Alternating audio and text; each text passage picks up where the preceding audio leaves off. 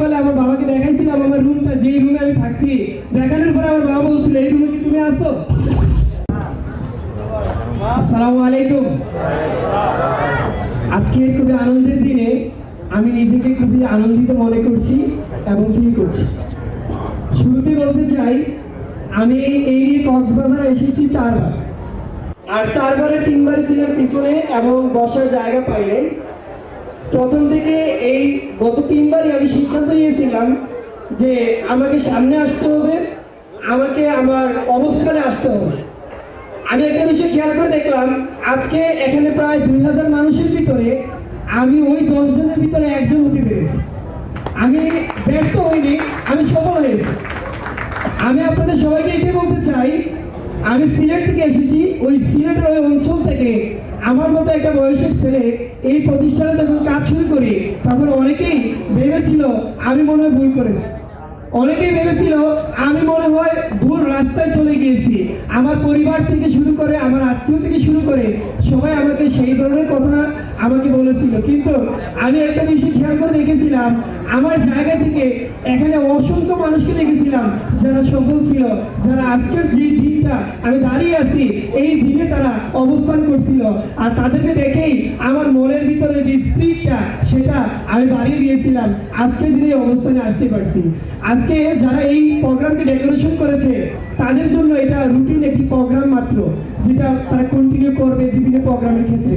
কিন্তু আজকে আমি দাঁড়িয়ে আছি আমার সফলতার স্টেজে।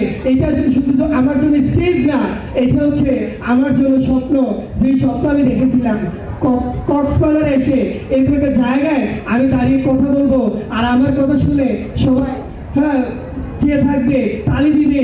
আমি এই দিনটা অপেক্ষা ছিলাম। আমি বলতে চাই মানুষ তার স্বপ্ন সমান বড়, মানুষ তার চিন্তা সমান বড়। আমি বলতে চাই টিআরসি আমাকে আজকে আপনাকে কয়েকটা বিষয় দিতে পারে।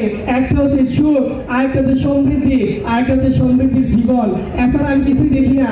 আমি চায়নাতে গিয়েছিলাম গত 1.5 মাস আগে, গিয়ে আমি ওইখানে ভিডিও কলে আমার বাবাকে দেখাইছিলাম আমার রুমটা, যেই রুমে আমি থাকছি। দেখানোর পরে আমার বাবা বলছিল এই রুমে কি তুমি আসো? তখন আমার বাবাকে দেখানোর পর উনি হতভম্ব হয়ে গেল যে তুমি টিআরসি করে এমন জায়গায় যেতে পারলে। তখন উনি ওনার রুমটা দেখালো, উনি বিদেশে আছেন, ওনার রুমটা দেখালো। দেখানোর পরে বললো এইটাও বিদেশ, এইটাও বিদেশ।